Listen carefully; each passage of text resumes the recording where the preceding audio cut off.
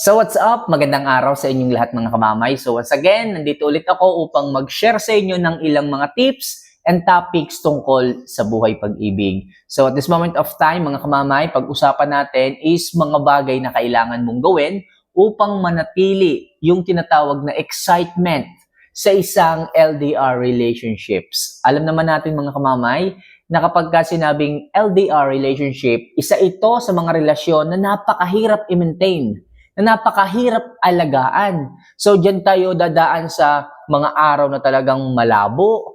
Dadaan tayo sa mga panahon na hindi natin maintindihan ng bawat isa. Hindi natin masabi kung kami pa ba, or meron pa bang kami, o may relasyon pa ba kami, bakit wala na siyang update. So, talagang napakahirap mga kamamay nitong tinatawag na LDR relationship. Kaya kung meron man tayo diyang mga kamamay dito na nasa loob ng isang LDR relationship, kamusta po kayo? Kamusta po ang inyong relasyon? Kamusta po? Gano'n na po ba katagal?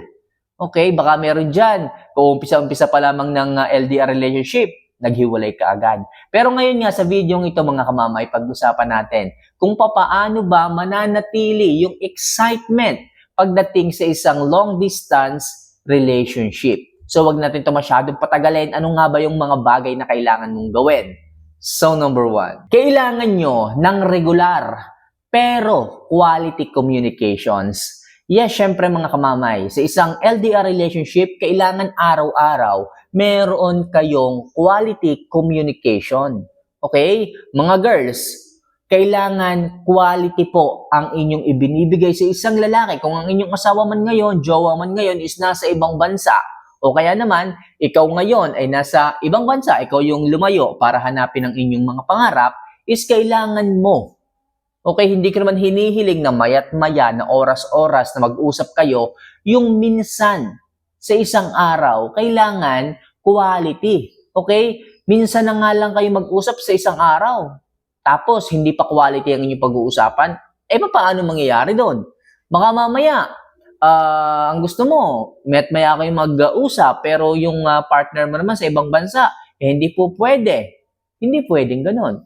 Kailangan mga kamamay, mag-set kayo ng limitation. For example, halimbawa, sa umaga, alas 7 ng umaga, yan ang oras ninyong dalawa kasi wala pang masyadong ginagawa. Sabihin na natin ganyan, parehas kayong available. Sabihin natin siya ay nasa ibang bansa, 7 p.m. doon. O kaya naman, dito sa atin, is 5 a.m. Halimbawa, magkaiba lang ang oras, pero parehas kayong available. Pag-usapan nyo yon. Sabihin nyo na ganitong oras, kailangan dapat tayo ay nag-uusap. Ito lang kasi yung maluag nating panahon para makapag-usap tayong dalawa ng maayos. So, pag-usapan nyo yon.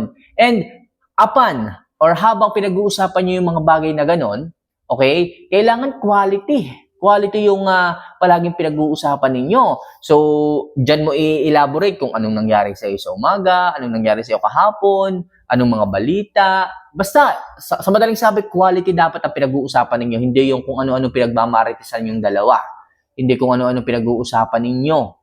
Hindi na uso ngayon yung kumain ka na ba? Hindi na uso yan. Ang uso ngayon is, sabihin mo sa kanya na, babe, maghapon akong magiging busy. Dahil dito sa ating munting negosyo, itong aking aatupagin. So, expected mo na hindi ako makaka-chat oras-oras sa'yo kasi nga magiging busy. Tapos yung mga anak natin mamaya, ihahatid ko sa eskwelahan. Okay, tapos pag uwi ko noon, syempre, may mga gawaing bahay yan ang gagawin ko. Tapos, baka mamaya pupunta ako ng school ulit dahil sa card. Mga ganyan, yung mga quality ganyan.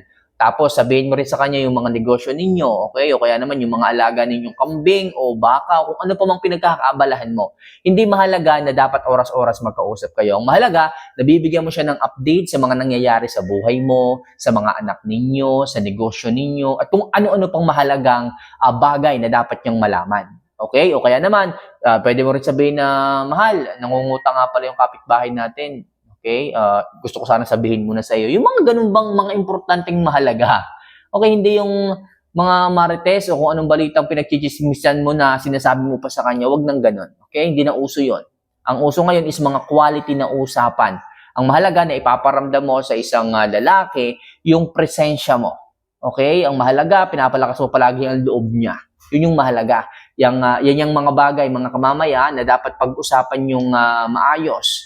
lagi yung nagiging topic madalas. So yan po mga kamamay ang kailangan nyong gawin, quality over quantity communication. Mahalaga po yun sa isang LDR relationship para po kayo ay magtagal, mapanatili ninyo yung excitement dyan.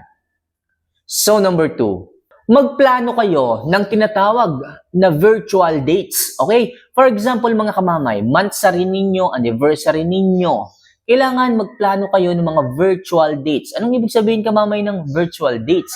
Ibig sabihin, kahit magkalayo kayo, hanap kayo ng magandang oras, magandang araw, na available kayo pareho. Okay? So ikaw, habang nasa Pilipinas ka, mag-prepare ka. Halimbawa, banner. Nasa likod mo, banner, tapos merong cake dito sa tabi, merong handa ng konti.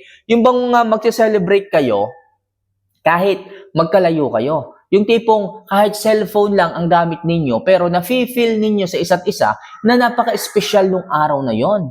Hindi porket magkalayo kayo, malulungkot na kayong dalawa. Yung tipong, ay, anniversary namin ngayon. Magkalayo naman kami. Nakakalungkot naman. Huwag ganyan mga kamamay. Kahit magkalayo kayo, hindi hadlang yung inyong distance na dalawa sa isa't isa para maging malungkot.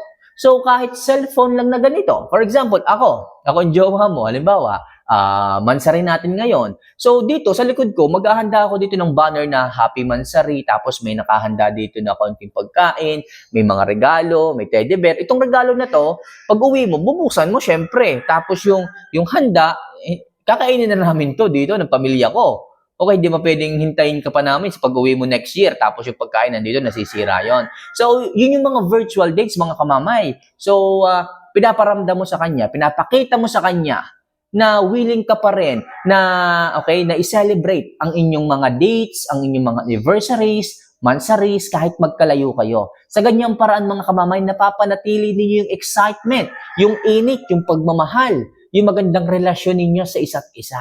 Kaya napakahalaga niyan mga kamamay upang manatili ang excitement pagdating sa inyong relasyon kahit LDR pa yan. So next, isurprise siya paminsan-minsan. Mga kamamay, hindi masama ang mag-surprise paminsan-minsan kahit magkalayo kayo. Kamamay, paano ko ba isusurprise? Alam ka naman pumunta pa ako doon. Paano ba? Hindi ko alam eh. Mga kamamay, napakadali. Okay? Na mag-surprise o maghanda ng isang sorpresa sa taong minamahal mo. Mahal mo nga yan eh. Diba? Walang imposible pagdating sa iyo. Dapat ganyan.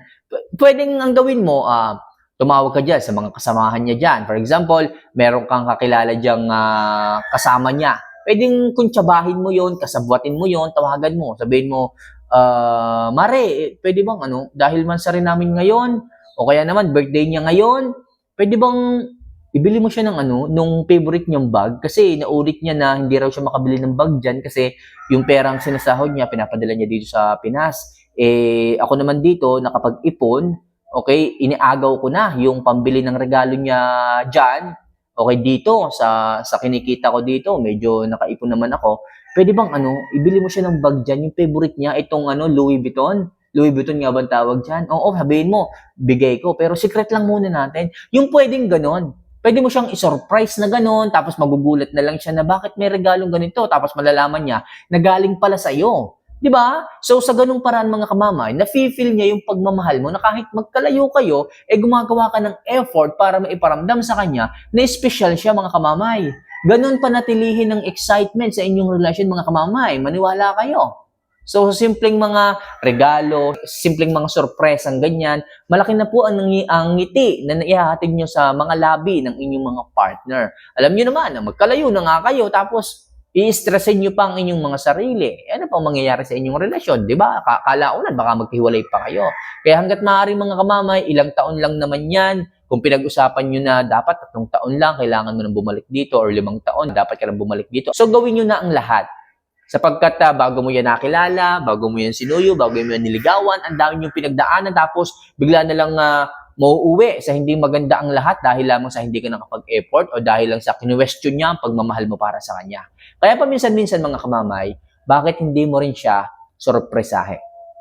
So next, magplano kayo kung kailan kayo magkikita. Yes mga kamamay, kung kayo man is nagkakilala lang sa Facebook o nagkakilala lang kayo online, pero feeling mo talagang gustong-gusto mo na siya.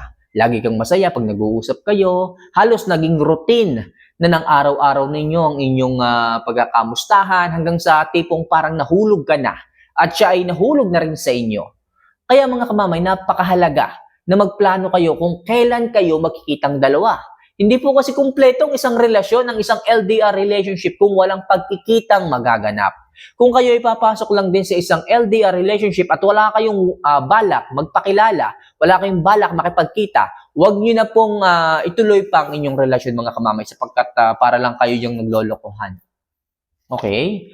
Bilang isang babae o lalaki pagdating sa isang long distance relationship, kung kayo man ay sabi ko nga nagkakilala lang online, so mag-set kayo kahit once in a year ng pagkikita. Para sa ganun, hindi masasayang ang inyong panahon at oras. Yung iba dyan, aminin natin. Yung iba dyan, may mga asawa na nag-ibang bansa, tapos makikipag-LDR pa sa iba o makikipagrelasyon pa sa iba dahil sa malayo nga siya. Okay, wala namang makakaalam kung single man siya o married o kung ano pa mang status niya, ginagawa nilang manligo pa rin sa iba. Okay? Tapos ngayon, makikipag-flirt sa iba, wala namang balak makipagkita. O kaya naman, walang balak bigyan ng oras o panahon yung isang babaeng naiwan dito sa malayo. Okay? Kapag gano'n mga kamamay, walang balak makipagkita ang isang lalaki o ang isang babae kapag nasa long distance relationship, iwanan nyo na. Huwag nyo nang pag-aksayan pa ng panahon sapagkat wala kayong mapapala dyan. Baka nga mamaya may asawa pala. Kaya pala hindi makipagkita, baka mamaya may makakita sa inyo pag magkasama kayo, di ba? May mga ganung factor may mga ganung dahilan. Kaya kung kayo mga kamamay, ayaw po kayong kitain o ayaw pong makipagkita sa inyo ng isang lalaki o ng isang babae sa long distance relationship, alam nyo na yan. Kaya mahalaga mga kamamay na mag-set paminsan-minsan ng pagkikita sa inyong dalawa para, syempre, makita nyo naman ng isa't isa, syempre, para ma-feel din nyo naman. Okay? Ang love, kung may totoo nga bang pag-ibig. Yung iba kasi dyan kaya lang na in love. Ang isang lalaki sa inyo, napakaganda nyo sa social media, tapos pagdating sa personal, ibang-iba ang layo. Kaya mahalaga pa rin na nagkikita kayo para ma-distinguish ng isang lalaki o ng isang babae kung talagang ganun pa rin ang nararamdaman niya para sa iyo. And last, mag-update ka palagi ng progress mo sa araw-araw ng buhay mo. Yes, mga kamamay. Kung kayo is nag-uusap, lagi mong i-update. Lagi mong sasabihin na ganito. Lagi mong huwag kalilimutan na sabihin sa kanya kung ano mang nangyari sa araw mo, sa buhay mo, o kung ano mang pinaplano mo. Huwag kang magkaplanong mag-isa, lalo kung malayo ang partner mo sapagkat magagalit yan, magtatampo yan.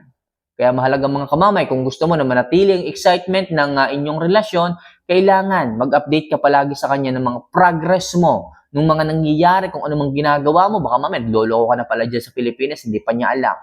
Okay? So, palagi magiging tapat. Palagi magsasabi, palagi mag-update, napakahalaga niya pagdating sa isang relasyon. So, yun lang mga kamamay, mga bagay na kailangan mong gawin upang sa ganun manatili ang excitement ng isang relasyon habang kayo ay nasa LDR relationship. So, see you for our next vlog mga kamamay. Mahal ko po kayo. Paalam.